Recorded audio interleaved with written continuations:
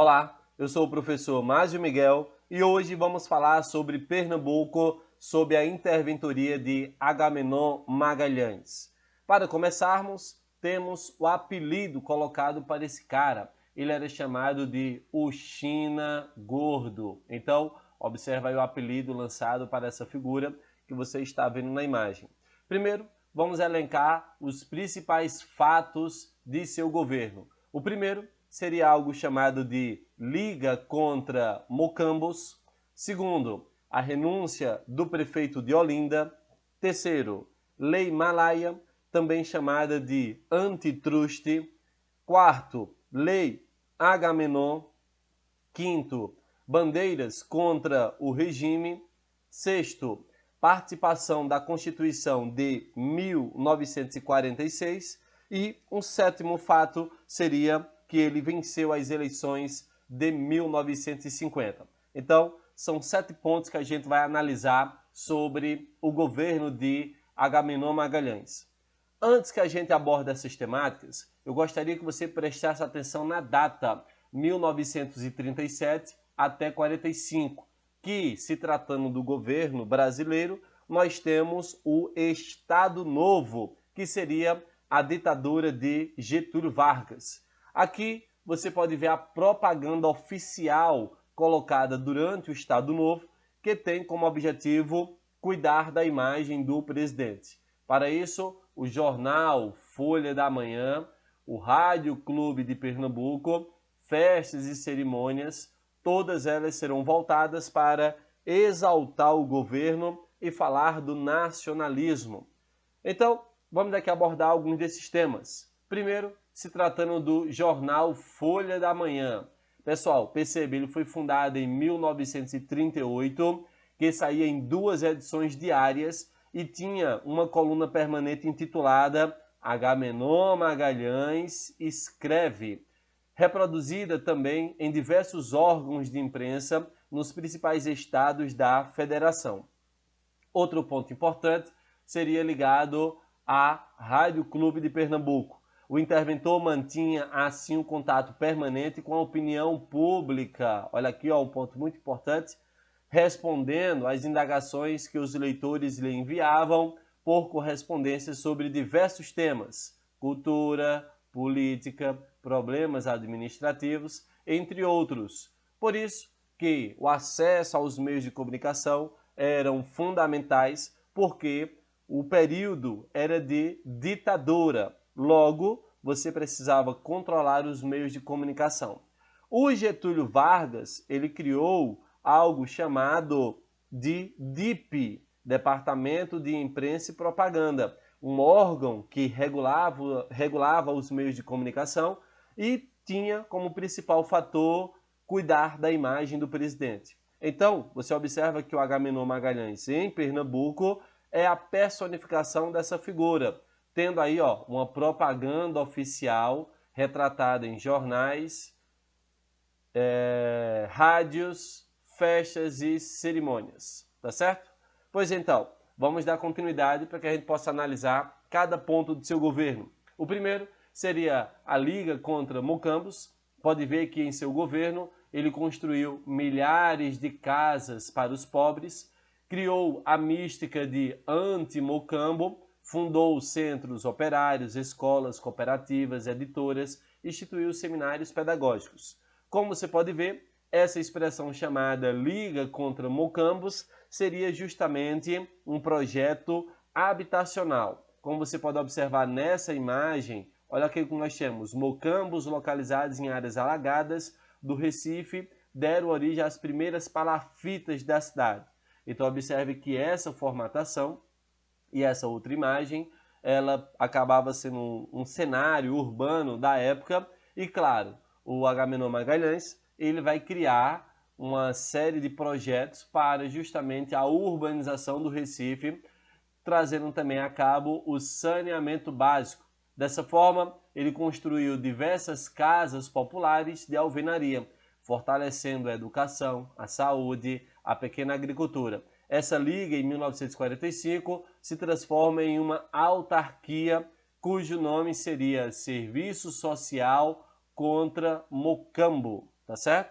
Aqui você pode observar algumas imagens relacionadas a ela e observe que nos seus 4 primeiros anos de existência, a Liga Social contra Mocambos construiu em média 5.707 casas na capital e 8.109 no interior.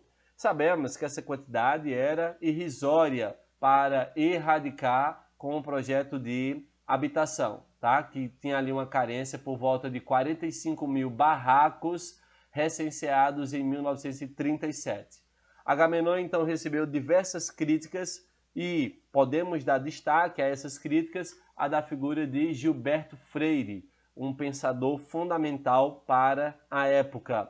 Observe as imagens. No lado esquerdo, observe aqui que é o loteamento popular elaborado pela Liga Social contra Mocambo entre o final da década de 30 e princípios da década de 40, no bairro de Santo Amaro. Ao lado direito, você pode ver aí, ó, a Avenida Caxangá, no subúrbio do Recife, eram construídas as casas da Liga Social contra Mocambo. Então você pode observar pelas imagens, tá? Como foi construído essa formatação e esse projeto de urbanização do governo. Aqui você ainda tem ainda duas plantas, ou dois gráficos, né? O do lado esquerdo, observe que são vilas populares criadas no bairro de Santo Amaro, pela Liga Social contra Mocambo e por particulares. E do lado direito, você está vendo aí uma imagem de loteamentos da Vila de Macaxeira e da Vila dos Usineiros em Santo Amaro. Então, são aí dois grandes projetos que são exemplos da atuação da Liga contra Mocambo, que foi um dos pontos muito importantes do governo de Agamenon Magalhães. Outro ponto importante seria falar da renúncia do prefeito de Olinda. Observe que o Agamenon solicitou ao prefeito de Olinda, eleito pelas urnas em 34, que o mesmo renunciasse o cargo, para que ele pudesse nomear um substituto. O prefeito, apesar de bem pouco satisfeito com aquele pedido, atendeu ao pleito do interventor. E aí, claro, quando a gente vai analisar quem é a figura, nada mais é do que Luiz Sérgio Magalhães, que era o próprio irmão do Agamenon Magalhães. Observe então que a sua atuação de interventor, nomeado por Getúlio Vargas, tem uma atuação muito forte na política, na economia, na sociedade, na cultura, sobretudo no processo de censura. Então observe que o projeto dele é muito ligado ao plano nacional. Outra característica do seu governo seria a chamada Lei Malaya, ou Antitrust. A lei servia para reprimir os abusos de poder econômico por parte dos trustes, funcionando como um bloqueio em relação aos grandes monopólios internacionais. Pessoal, você deve ter cuidado agora para não confundir trustes com o modelo de cartel e com o modelo de holdings. Observe que a Lei Malaya ela fala sobre trustes. E aqui, como você pode observar, a definição de truste seria empresas que absorvem seus concorrentes, controlando a produção, preços e dominando o mercado. Então, observa aqui uma determinada empresa de bebida, por exemplo, ela compra outra empresa e ela vai controlar o seu concorrente, já que ela vai controlar a produção, preço e domina o mercado. Tá certo? Cuidado para não confundir trustes com a expressão de cartel. Observe que cartel são empresas do mesmo ramo que se associam para evitar concorrência, dividindo o mercado. Então observe que o trustes, a empresa compra a outra. O cartel é a ideia de acordos para que eles possam gerar um monopólio sobre aquele produto. E o terceiro erro que você pode encontrar numa prova seria falar sobre holdings, que seriam empresas financeiras que controlam complexos industriais a partir da posse de ações. Então observe que o controle acionário é o que acaba marcando os holdings. Então, numa possível questão sobre a Lei Malaya, o que a banca vai querer de você é identificar o conceito, tá certo? Para que você não confunda com cartel ou com holdings. Pois então, essa foi uma das grandes lutas colocada pela figura de Agamenon Magalhães. Um quarto ponto seria que ele abriu caminho para o Tribunal Superior Eleitoral conceder o registro ou cassação de partidos políticos, mediante os princípios constitucionais. Observe, então, que ele consegue desmantelar o jogo democrático e deixar apenas os partidos que são a favor do governo. Desse modo, era possível negar registros de qualquer partido que ameaçasse a ordem democrática. Então essa seria uma das práticas mais comuns dentro do jogo político, o processo de cassação. Pois então, outro ponto importante seria as bandeiras contra o regime ditatorial, seria, no caso, a morte de duas pessoas, a figura de Demócrito de Souza Filho e Manuel Elias. Observe que naquela época muitos agentes da repressão eles se infiltravam nas multidões. E aqui as figuras de jornalistas como Aníbal Fernandes, que discursava na sacada do Diário de Pernambuco, ouviram alguns disparos. O estudante de direito Demócrito de Souza Filho, que estava perto do orador, é atingido por tiros, vindo a falecer, e o carvoeiro Manuel Elias, que se encontrava no meio do grande grupo, também perdia sua vida. Esse episódio sangrento tornara-se uma bandeira contra o regime e as forças repressivas do Estado Novo em prol de uma urgente democratização. Então observe que atos como esse, de repressão, de tentar calar a oposição dentro do Estado Novo, acaba representando e servindo de exemplo para o modelo ditatorial implantado nesse período.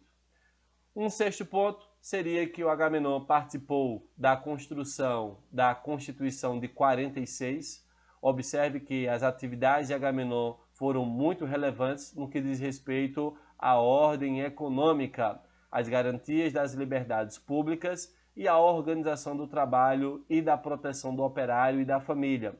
Em se tratando do cenário político da época, alguns acreditavam, inclusive, que ele iria suceder Getúlio Vargas na presidência, mas ele não chegou a concorrer. Nas eleições de 1950, nós temos um fato curioso.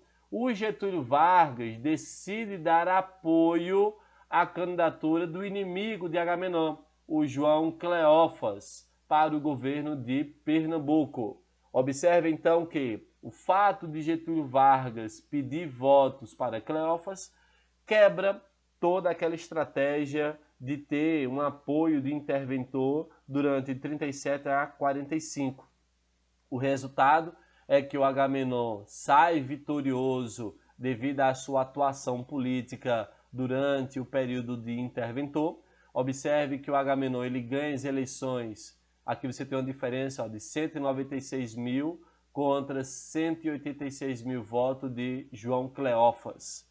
Desse modo, podemos dizer que o desejo dos pernambucanos que aquele político residisse mais uma vez no Palácio das Princesas. Dessa vez, ele volta no formato constitucional, ao mesmo cargo que ele exerceu durante um bom tempo como interventor. Então, observe, aqui você tem um modelo democrático a partir de 50 e de 37 a 45 um modelo ditatorial que ele assume como interventor. Nessa mesma época, o governador que residia na casa número 141, na Rua da Amizade, vizinha à Praça do Entroncamento, os seus inimigos políticos passaram a chamar aquela rua de Rua do Ódio. Observe então que a figura de Agamenon Magalhães ela é ímpar para a história de Pernambuco, pois ele construiu e estruturou muita coisa durante o seu governo, ao mesmo tempo em que atuou como ditador e uma representação do Estado Novo.